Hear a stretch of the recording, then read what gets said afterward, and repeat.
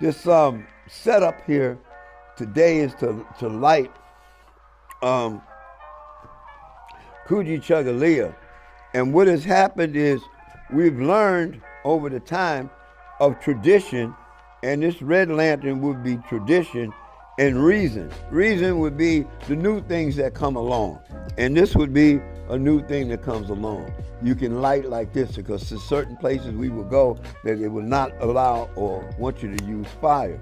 So that tradition would be the way to do that. So as I go around here to right now, whoops, hope I don't fell down. The first thing that we would have to know is, oh wow, it came down. Why is the mat represents Africa, right? Right? Okay, why does it represent Africa? Because all cultures have a land which they came from. The Kanara, or this piece here that holds the candle, this represents the original female and male, or male and female principle, the original people.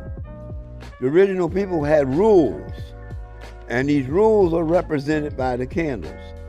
And the candles are represented also in an order of a struggle, which is here on my right, which would be your left.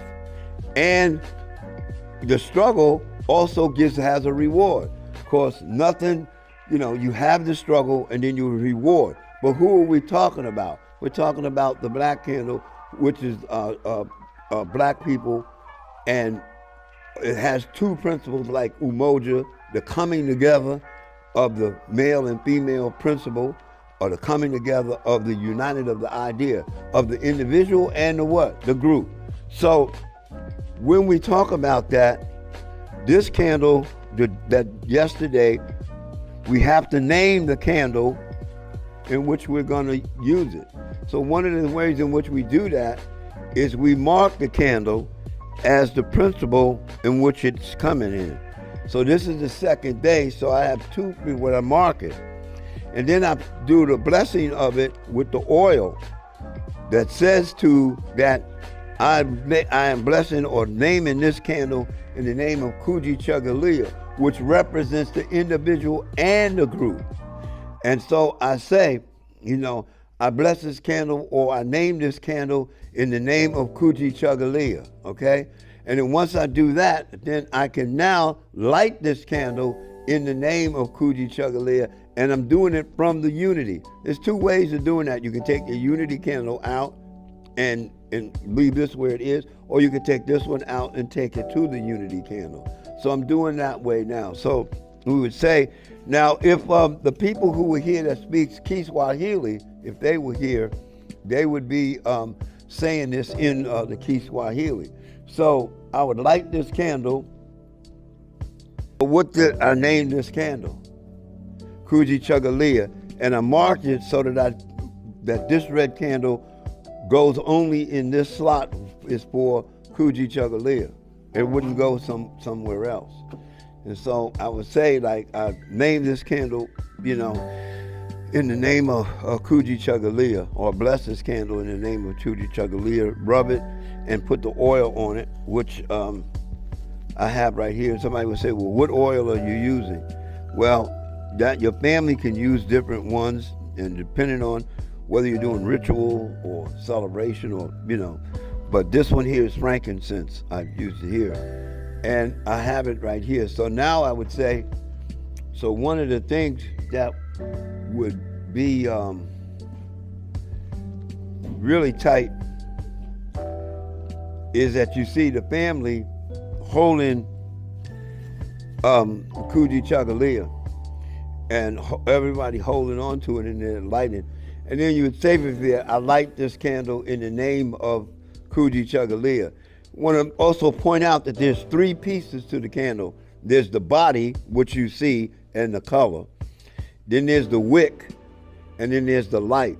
The light is in your heart and in your mind. Your heart and mind are the same. They come at the same time. That's like the principle we were talking about, the big female and male principles. The heart and the mind are one. They come at the same time. So when you combine the mind of the wick and the light together and the body, that whole one complete unit then comes in as one. So you would say, we light this candle in the name of Kujichagulia. Could y'all say that? And then we put that on there like that, and we watch it, because sometimes the wick goes like, what? And then you place it back in, or you take the black candle and bring it over to it. And so then you have that. Now what this means here is the light is representing a lot of things. We'll talk about that later on.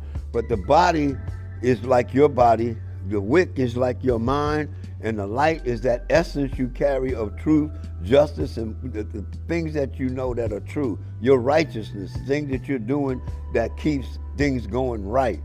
Or so the other piece, if you look at it from a Nordic point of view, you will have either or.